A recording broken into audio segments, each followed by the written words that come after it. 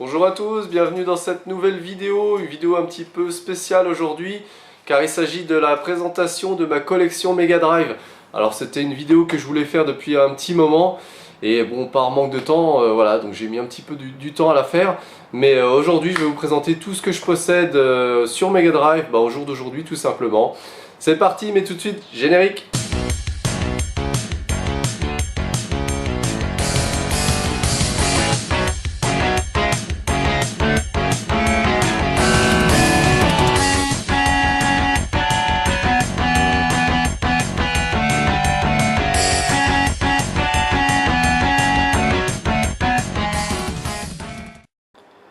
Donc voici tout ce que je possède sur Mega Drive au jour d'aujourd'hui.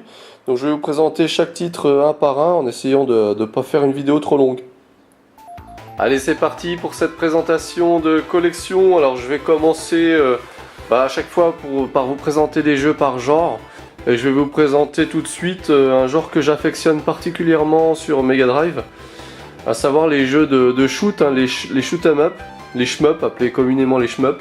Donc un de mes jeux vraiment favoris sur cette console, voilà, que j'affectionne vraiment particulièrement, que j'ai connu à l'époque, qui m'a énormément plu, que je joue toujours avec plaisir, c'est Hellfire. Donc Hellfire, un shoot 'em up super bien fichu, avec des musiques bien entraînantes. Je vous en avais peut-être déjà parlé au préalable, dans mes précédentes vidéos, mais voilà, c'est vraiment un jeu que j'affectionne particulièrement.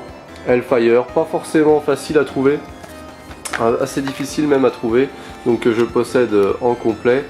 Vraiment un excellent shoot, assez difficile, assez difficile c'est sûr, mais vraiment très bien. Je vous le conseille si vous avez l'occasion de vous le trouver. Voilà, il est excellent, c'est vraiment un de mes jeux coup de cœur sur Mega Drive. Voilà. Ensuite, un jeu aussi que j'aime beaucoup dans le même genre, toujours un shoot 'em up. Il s'agit de Truxton. Voilà, pareil, ça cette fois-ci c'est en scrolling vertical. Hellfire c'était horizontal, donc vraiment superbe aussi, un super jeu, vraiment très bon, très prenant, très addictif. Je vous en avais déjà un petit peu parlé, Truxton, que je conseille vraiment. Ensuite, vous l'avez vu il n'y a pas longtemps dans les rentrées achats jeux vidéo, Space Harrier 2, donc ça c'est vraiment un petit shoot du début de la console. Voilà, ça on est plus dans la même catégorie que les deux jeux précédents. Là vraiment c'est sans grande prétention, voilà, c'est dépassé, c'est vraiment un petit shoot vite fait.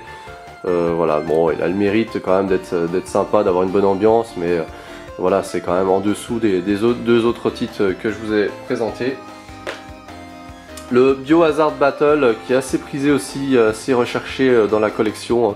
Encore un excellent shoot sur la Mega Drive. La Mega Drive a pas mal de jeux de shoot comme ça qui valent le détour. Voilà. Ensuite, le fameux assez connu Thunder Force 4, qui est pas mal. Il est pas mal, assez difficile. Bon, comme tous les jeux de shoot quasiment.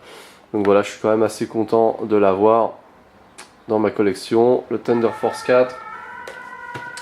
Le Empire of Steel, bon, qui est pas extraordinaire, je trouve assez dépassé par rapport aux autres.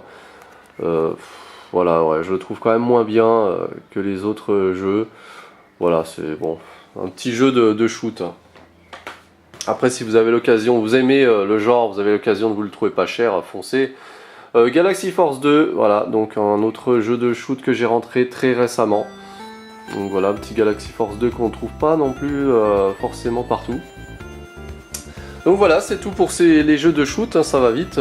On continue avec une autre catégorie, ce sera plus des jeux de rôle. Alors j'ai le Landstalker, voilà, qui est magnifique, vraiment super bêta, il est vraiment nickel. Même la notice, vraiment nickel chrome. Donc voilà, le jeu, la personne n'a pas dû y jouer beaucoup. Donc voilà, je suis assez content de le posséder. Bon, c'était les graphismes à l'ancienne, avec une espèce de pseudo 3D. Voilà, enfin c'est de la 2D, mais on essayait d'inclure un peu la 3D comme on pouvait à l'époque, vu que c'était pas encore dans les mœurs, comme on dit. Donc voilà, un bon petit jeu intégralement en français, c'est bien précisé. C'était rare à l'époque, ça commençait. C'était le début des jeux de rôle traduits en français, voilà, c'était ça. Ensuite, on va passer à Light Crusader. Donc ça c'est plus peut-être un peu de l'action, on va dire. Hein. Là on est plus sur un jeu de rôle, mais vraiment plus orienté action. Donc j'en ai pas tant que ça, hein, des jeux de rôle sur la Mega Drive. Voilà, Light Crusader. Encore une fois, intégralement traduit en français. Voilà, je l'avais payé combien, 20 €. J'avais payé 20 € en cash, en complet. Alysia Dragoon, alors Alysia Dragoon, ça serait peut-être même plus de la plateforme là, action, hein. Là on commence à sortir du jeu de rôle. Donc Alysia Dragoon qui est pas commun non plus, hein, pas forcément facile à trouver. Donc, on passe vraiment sur la plateforme action, hein, c'est plus ce genre là, avec l'excellent Flashback que je voulais vraiment me procurer dans la collection en complet. Voilà, je suis assez content de posséder ce jeu. Je l'avais payé, on voit même plus le prix, que le prix s'efface, je sais plus, 13 € je crois, en complet. Donc c'était un très bon prix pour ce jeu. Il existe aussi Another World, hein, il est sorti avant je crois, Another World. C'est tout à fait le même genre, hein, c'est les mêmes développeurs. Bon, je le cherche, je le possède sur Super NES, si je le trouve sur Mega Drive, ça serait du bonus. Allez, on continue les jeux d'action avec l'excellent Sunset Riders que j'ai rentré très récemment, hein, la semaine dernière d'ailleurs exactement. Donc voilà, c'est un jeu sur l'univers Far West, vraiment excellent, assez dynamique, assez fun, adapté de l'arcade. C'est une très très bonne adaptation du jeu qui était sorti à l'arcade initialement. Donc voilà, Sunset Riders qui existe aussi sur Super Nintendo. Donc voilà. À ses côtés, hein, il coûte quand même quasiment une cinquantaine d'euros. Ensuite, nous avons The Revenge of Shinobi. Donc ça aussi, très très bon jeu d'action, voilà, d'action plateforme. Voilà, donc les Shinobi sont assez connus, hein, mais vraiment un très très bon jeu. Hein. Il est excellent. Voilà, The Revenge of Shinobi en complet. Hein. Bon, je vais peut-être pas forcément vous les ouvrir à chaque fois. En règle générale, mes jeux sont complets, hormis peut-être celui-ci, le Shinobi 3. Le Shinobi 3, non, je crois que je l'ai, ouais, j'ai pas la notice. Donc voilà, aussi pareil, hein, vraiment encore, je dirais même encore mieux réalisé, voilà, un gameplay encore plus réussi. Donc voilà, ce Shinobi 3, ils vont encore plus le détour. Il est sorti en 93, mais ouais, vraiment très réussi, hein, ce Shinobi 3 aussi. On voit de moins en moins d'ailleurs. On reste un petit peu dans le Shinobi avec le Shadow Dancer. Donc ça, voilà, c'est une espèce de spin-off, j'ai envie de dire. Vous êtes toujours avec votre personnage avec un chien cette fois-ci. Vous avez un chien qui vous assiste, hein, au niveau du jeu de plateforme, quoi, tout simplement. Donc voilà, il est très bien aussi, vraiment très très bien. Celui-là, je l'ai sans notice aussi. Ouais. C'est un peu difficile de les trouver vraiment complets. Donc un petit jeu que j'avais bien aimé, je l'ai trouvé en brocante pour 5 € sans notice. The Legend of Galahad, alors c'est un petit jeu d'action plateforme, hein, un petit peu dans l'univers médiéval, très très bien, j'ai bien aimé, les musiques aussi sont vraiment excellentes, j'aime bien, c'est un très très bon petit jeu d'action plateforme. Bon, c'est pas non plus voilà, le meilleur de la catégorie, mais vraiment un bon petit jeu qui paye pas de mine comme ça, mais que j'ai vraiment apprécié, et qu'on voit jamais d'ailleurs. Alors le très connu Ghouls and Ghosts, hein, vraiment très très connu. Je le trouve plus difficile que la version le Super Ghouls and Ghosts qui est sorti sur Super NES. Je le trouve plus difficile. Bon, il est sorti avant, ça se voit, hein, au niveau des graphismes. On voit qu'il est quand même plus ancien. Mais vraiment, il est excellent, mais alors très difficile. Hein, vraiment en complet celui-ci. Le Chakan que j'ai rentré récemment, alors j'ai pas eu le temps encore de l'essayer, je sais pas trop ce que ça vaut, je connais pas. Donc ça a l'air d'être un jeu aussi d'action plateforme. Voilà, je pourrais pas trop vous en parler, je l'ai rentré très récemment. Le Chakan, j'adore la jaquette, elle claque. Un jeu assez facile à trouver, The Terminator. Donc il est pas extraordinaire, enfin voilà, sans plus quoi, j'ai envie de vous dire. The Terminator. Un jeu excellent, Alien Storm, vraiment superbe jeu. Il est disponible dans les compiles Mega Drive sur PS3 et Xbox 360. Vraiment, il est super. C'est vraiment un excellent jeu, un petit peu what the fuck, assez fun. Voilà, vous avez même des phases où vous avez une espèce de shoot en fait, hein, du shoot direct. à la FPS on va dire. Et sinon le jeu voilà c'est de la plateforme, hein. Limite un espèce de beat'em all assez fun. Voilà, je vous le conseille vraiment, c'est un super jeu. Même la jaquette elle est classe je trouve. Voilà, Alien Storm, très bon jeu. Ensuite le Jurassic Park, alors le Jurassic Park je l'ai quasiment sur tous les supports d'ailleurs. Donc voilà, un bon petit jeu d'action plateforme. Vous avez la possibilité d'incarner le dinosaure. Donc ça c'est assez cool, c'est assez fun. Voilà le Jurassic Park. Assez facile à trouver aussi.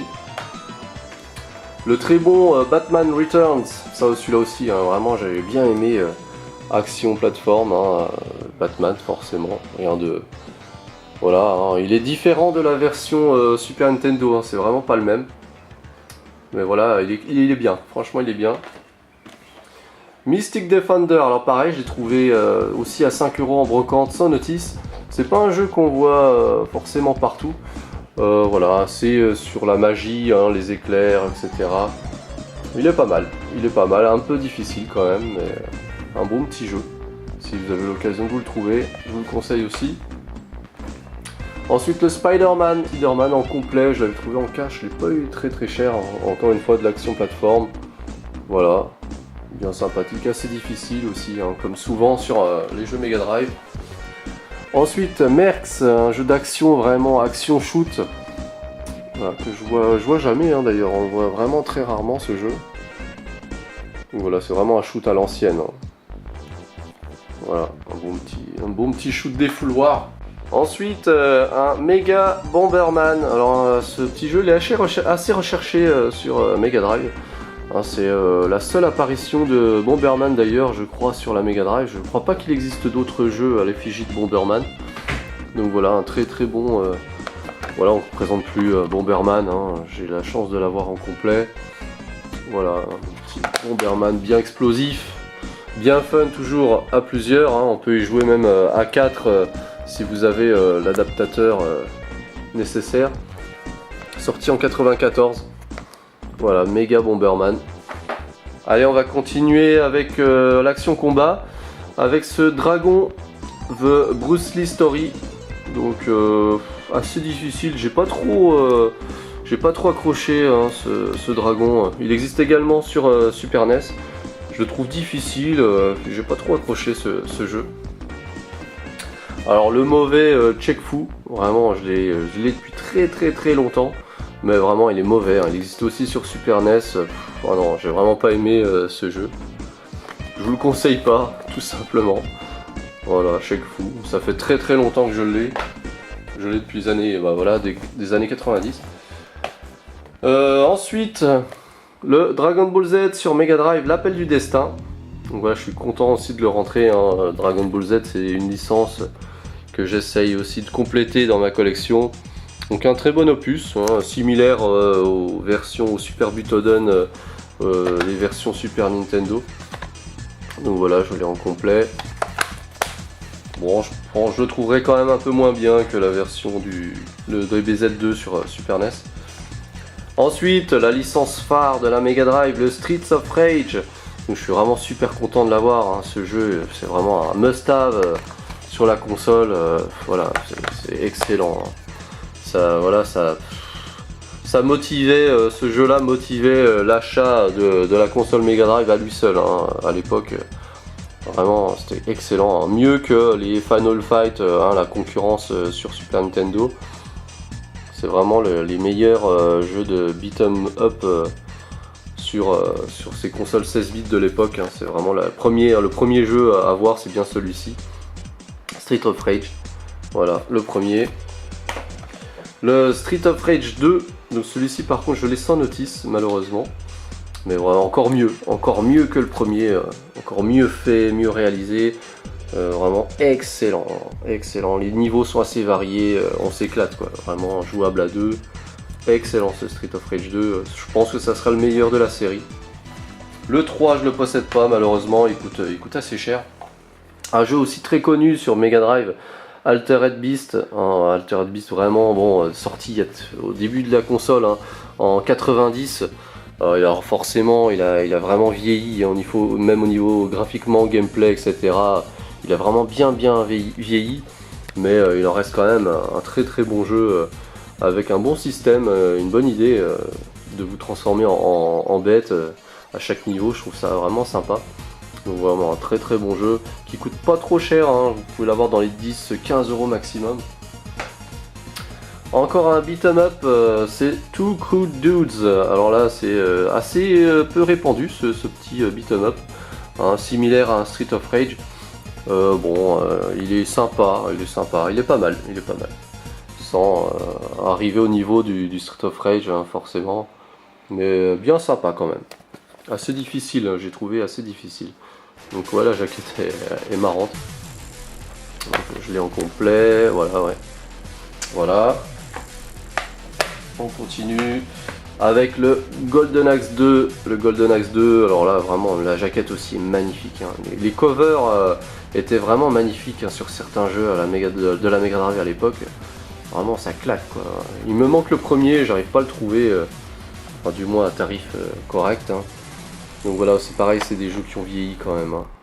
On voit qu'ils sont sortis 91, hein, voilà.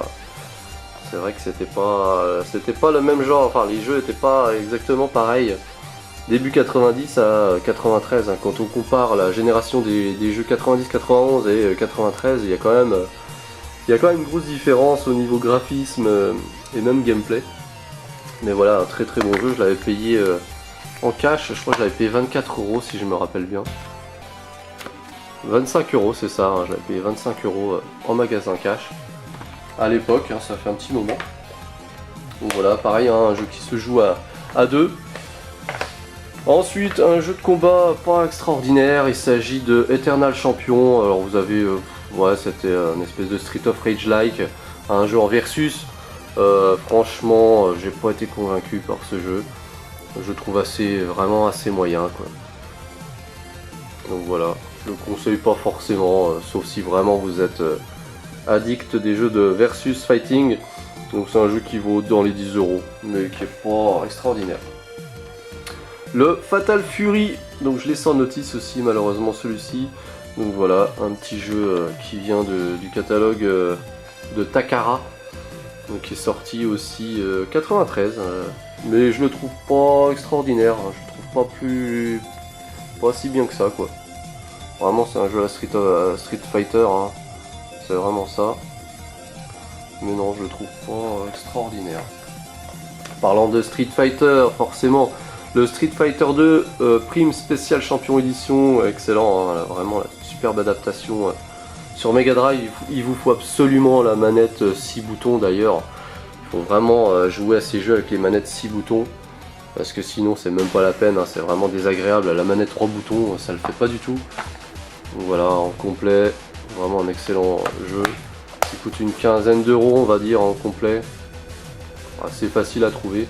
Voilà. Alors un jeu que je vous avais montré, King of the Monster, c'est pareil, c'est un versus fighting très limité avec 4 personnages qui est vraiment pas extraordinaire. Bon voilà, je l'avais eu pour 10 € en complet. Je savais pas ce que c'était, je m'étais dit tiens, on va le prendre. Mais bon, ça c'est pas extraordinaire. Et enfin on va finir avec la licence Mortal Kombat sur Mega Drive. Alors voilà, très très belle aussi, très belle adaptation. Donc là, ces jeux-là, les Mortal Kombat ne sont pas censurés sur Mega Drive, contrairement aux versions Super NES. Donc voilà, je les ai tous en complet. Donc je l'avais payé quand même 15 €, hein. Je l'avais payé 15 € en cash. Voilà. Le Mortal Kombat 2, peut-être un des meilleurs, hein. Moi j'avais bien aimé ce Mortal Kombat 2. Pareil en complet. Voilà. Excellent. Et le Mortal Kombat 3, il me manque le Ultimate Mortal Kombat 3 pour compléter les épisodes Mega Drive. Donc voilà. Sorti en 95. Il est quand même sorti en 95. Limite à la fin de vie de la console. On continue, on va parler des jeux de plateforme maintenant, avec le très célèbre Ecco the Dauphin. Donc voilà, le premier épisode sorti en 92.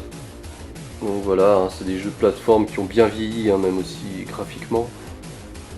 Mais bon, voilà, c'est quand même un jeu phare de la console Mega Drive, hein, Ecco the Dauphin. Voilà. Et ensuite nous avons le deuxième épisode, les marées du temps. Donc voilà, hein, il commençait à avoir des notions d'écologie avec, voilà, quand vous achetiez ce jeu, vous contribuez à la protection des dauphins. Donc ça a perpétué même sur l'épisode Dreamcast que j'ai rentré il n'y a pas longtemps. Donc voilà, un peu mieux fichu graphiquement. Voilà, toujours dans le même principe forcément. Les deux épisodes Echo the Dauphin. J'avais trouvé aussi le Cool Spot, voilà, sur Mega Drive. Je l'avais payé une misère, hein. Je dois encore avoir le prix, regardez. Je l'ai payé 5 € Cool Spot Mega Drive, c'est vraiment pas cher. En complet, hein, il est bon, voilà, hein, très très bonnes conditions. Pour 5 € franchement, c'était vraiment pas cher. Des fois on peut faire des bonnes affaires dans les magasins cash. Voilà, Cool Spot sur Mega Drive.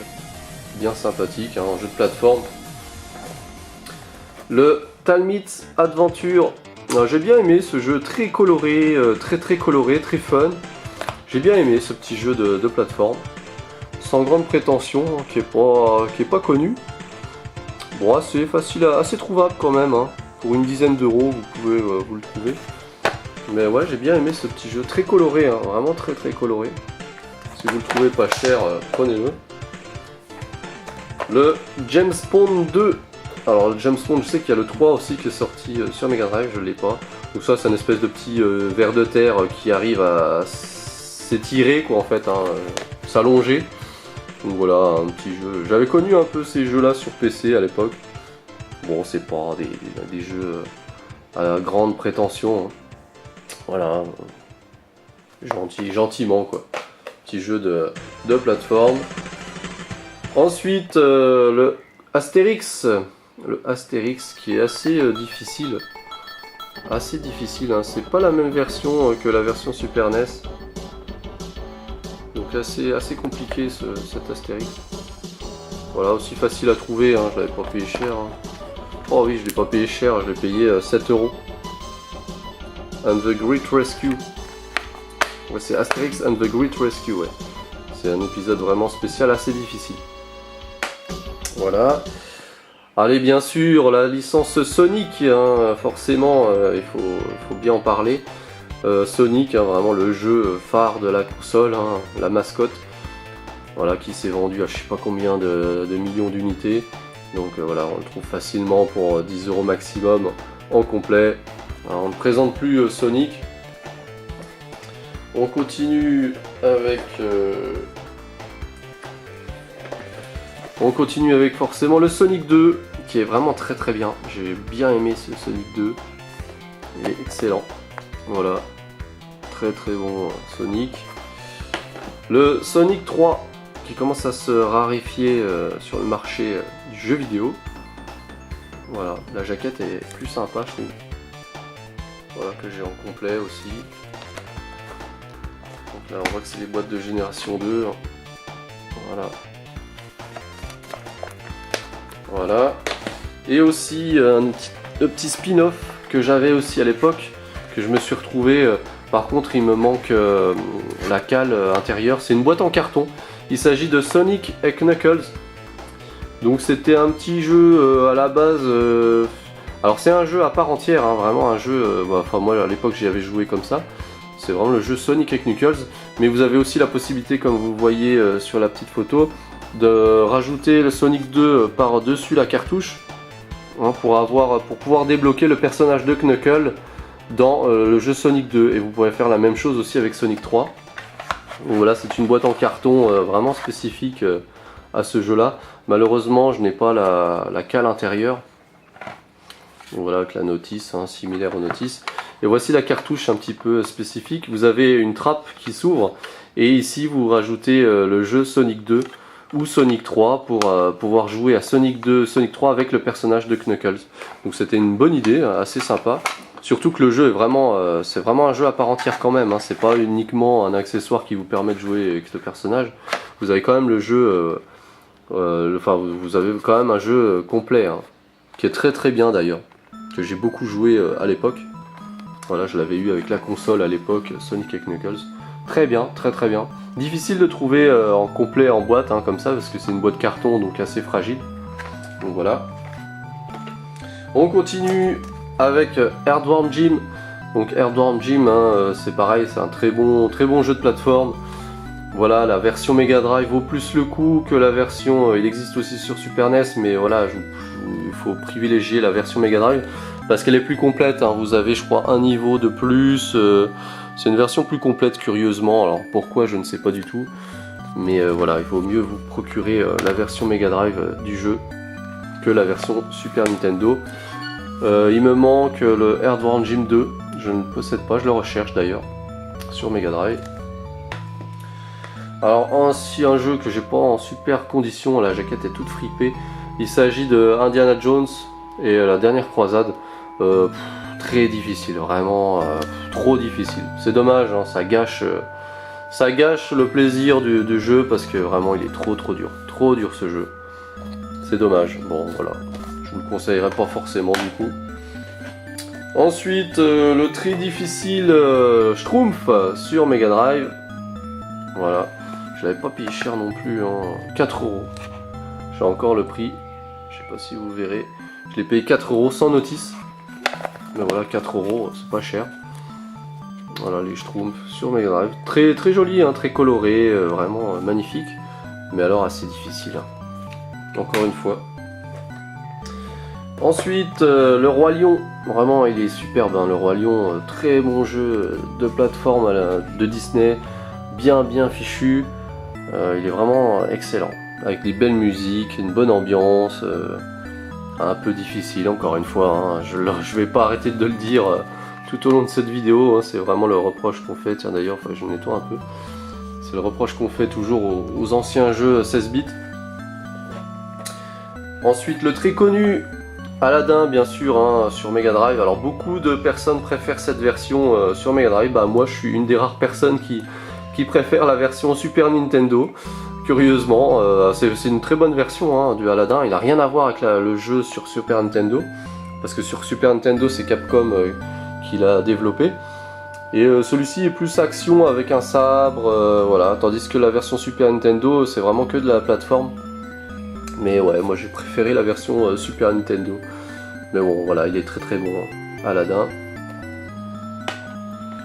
Un petit Mickey, alors le Mickey World of Illusion, voilà, starring Mickey Mouse et Donald Duck. Donc voilà, le seul Mickey que j'ai d'ailleurs sur Mega Drive, hein. Il en existe plein, il existe Mickey Mania, il en existe au moins 3 ou 4. Donc voilà, c'est le seul que j'ai. Et on reste avec Donald, avec ce Quakeshot, hein, le jeu à l'effigie de Donald Duck. Voilà, jeu de plateforme aussi. Voilà, qu'on trouve assez facilement quand même, hein, pour 10-15 €. Voilà le Quakeshot. Allez, on va terminer par les jeux peut-être moins intéressants pour la collection.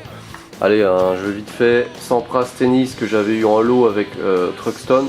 Donc voilà, petit jeu de tennis, hein, qui ont bien vieilli sur Mega Drive. Voilà.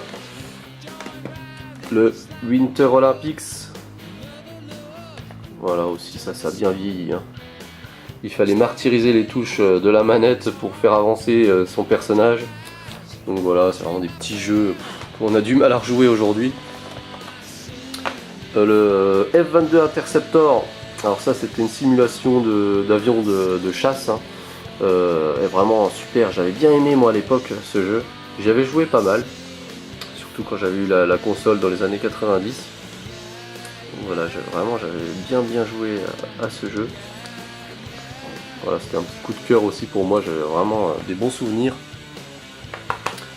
Ensuite, allez, on va continuer avec Desert Strike. Donc ça c'est la simulation d'hélicoptère. Donc voilà, il en existe plusieurs je crois, hein. Vraiment bon, ça vieillit aussi, hein. Ça a vraiment vieilli, assez difficile encore une fois. Le jeu de moto, le Super Hang-On, vraiment à l'ancienne, hein. Mais c'était pas mal, c'était rigolo. Voilà, les jeux de course de moto vraiment à l'ancienne. Voilà, on peut vous trouver très facilement le Super Hang-On pour moins de 10 €. Le Lotus Turbo Challenge, pareil, hein, vraiment, c'est du scrolling quoi, hein, c'est du scrolling vertical de jeu de course quoi en fait. Voilà, voilà c'est à l'effigie des voitures Lotus. Ouais, rien d'exceptionnel. Le Virtua Racing, qui coûtait une blinde à sa sortie. Donc un épisode un petit peu spécial parce que c'était une version en 3D. On commençait à faire de la 3D sur la Mega Drive. Donc voilà, je vous en ai parlé il n'y a pas longtemps, j'ai trouvé le Virtua Racing sur Sega Saturn. Donc voilà, la Formule 1, là vraiment on est dans la Formule 1. Donc la cartouche c'est un peu spécifique. Voilà, parce que c'est un jeu optimisé, alors je crois que c'est une cartouche, je sais plus, avec des mégas de mémoire un peu plus supérieure aux cartouches standards forcément, parce qu'on en inclut de la 3D. Le jeu d'arcade dans votre fauteuil grâce au microprocesseur révolutionnaire. SVP. SVP c'est le Sega Virtua Processor. Donc c'était peut-être l'équivalence de la puce FX, de la Super Nintendo. Ça devait être l'équivalence. Et pour finir, l'excellent Road Rage 2. Alors là, je m'éclate avec ce jeu. Vraiment, il est super. Vraiment super fun. Je m'éclate quoi. Je m'éclate. Le jeu a vieilli, mais vraiment toujours aussi fun. J'aime bien. Voilà, il faut que je me trouve les autres épisodes. Hein, le premier et le troisième qui sont sortis sur Mega Drive. Voilà, mais vraiment super génial ce Road Rage 2. Je me fais plaisir avec en ce moment. Et pour finir, j'avais trouvé ça, alors je sais pas ce que ça dit, si c'est vraiment utile. Mega Converter, alors c'est une petite cartouche qui vous permet d'adapter vos jeux américains sur une console Mega Drive PAL. Alors je sais pas si c'est vraiment nécessaire, parce qu'il me semblait que la Mega Drive pouvait lire les jeux, enfin elle n'était pas forcément zonée, je sais pas, j'ai un gros doute. Vous me direz si c'est vraiment nécessaire cet accessoire pour jouer aux jeux américains ou japonais, je sais pas, sur notre Mega Drive PAL. Voilà, le Mega Converter. Donc voilà, on branche une cartouche par au-dessus. Donc voilà, c'est un petit accessoire que j'ai. Voilà. Donc voilà pour conclure cette vidéo de présentation de collection Mega Drive. Donc j'espère que ça vous aura plu. Comme vous avez pu le constater, j'ai que des jeux au minimum en boîte. J'ai aucun jeu en loose sur Mega Drive parce que voilà, je trouve que sur Mega Drive on arrive plus facilement à retrouver des jeux en boîte, hein, vu que les boîtes étaient quand même en plastique rigide. Donc c'est quand même plus facile que comparé à la Super Nintendo. Donc voilà, je prends aucun jeu en loose, hein, les jeux en loose sur Mega Drive ça m'intéresse pas du tout. Au minimum, voilà, j'essaye de me procurer le jeu avec sa boîte d'origine, donc comme c'est plus facile, hein, comme je vous le disais. Donc voilà.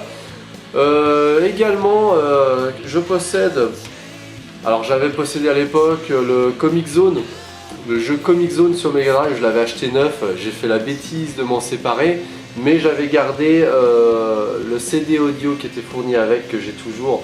Donc comme vous pouvez voir, voilà le Sega Comic Zone.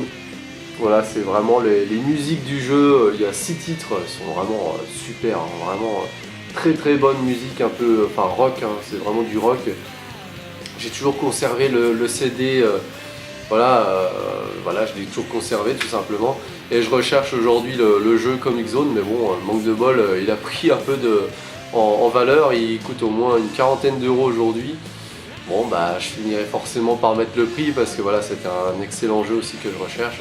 Également bon, c'est une collection, la collection Mega Drive, bon, je suis très très loin d'avoir fini ma collection. Je suis loin, enfin voilà, j'ai jamais fait de full set hein, en collection, j'en ferai jamais d'ailleurs de full set. Les full sets ça m'intéresse pas parce que forcément il faut également posséder, quand vous partez sur un full set, posséder les jeux qui sont mauvais. Ou alors pas intéressant, hein, donc moi c'est pas du tout mon truc, je ferai jamais de full set dans ma collection, mais je suis très loin d'avoir fini, voilà, d'accumuler, de posséder, de rechercher des jeux sur cette console Mega Drive.